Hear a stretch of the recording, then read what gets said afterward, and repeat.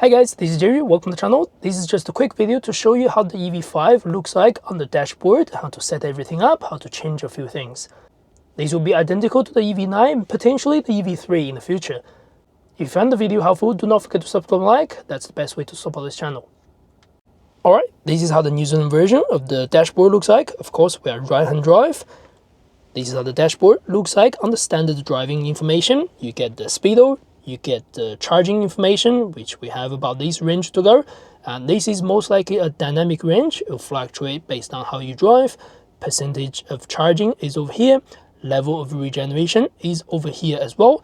And the odometer, the total odometer is over here.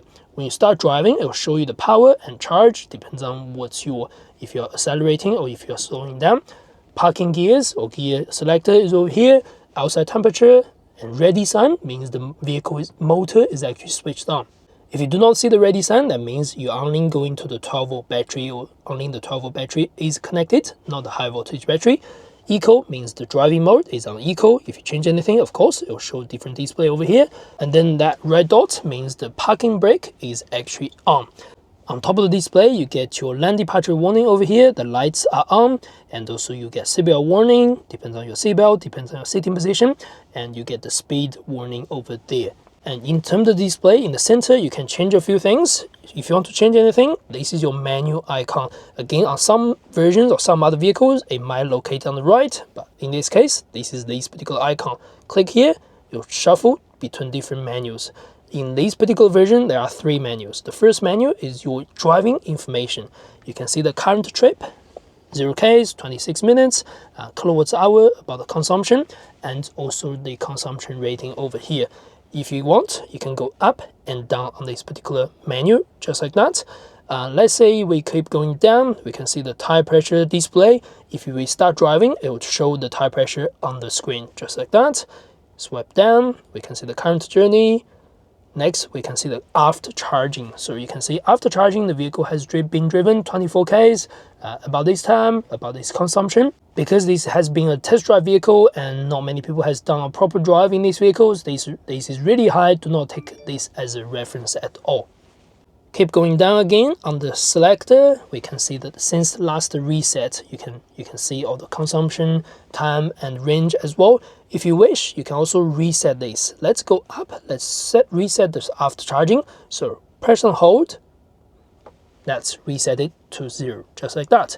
If you want to reset any of the trip, you can keep going and push and hold, just like that.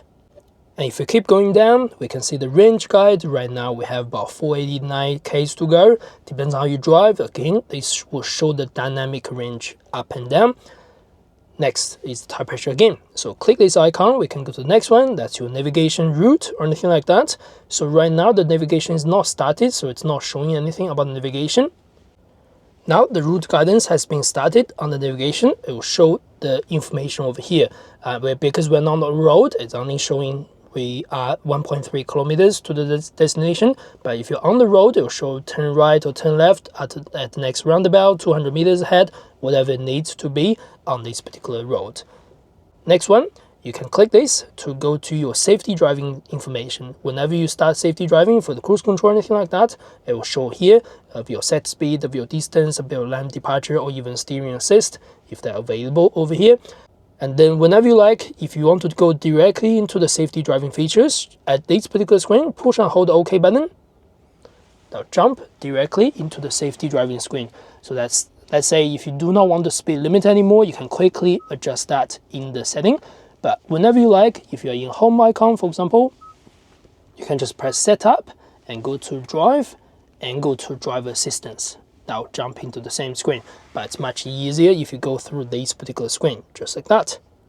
Go back to go to content selection.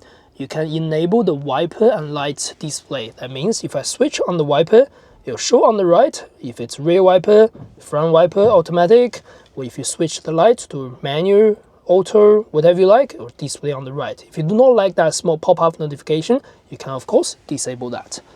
Next is the IC road warning. You can change this IC road warning.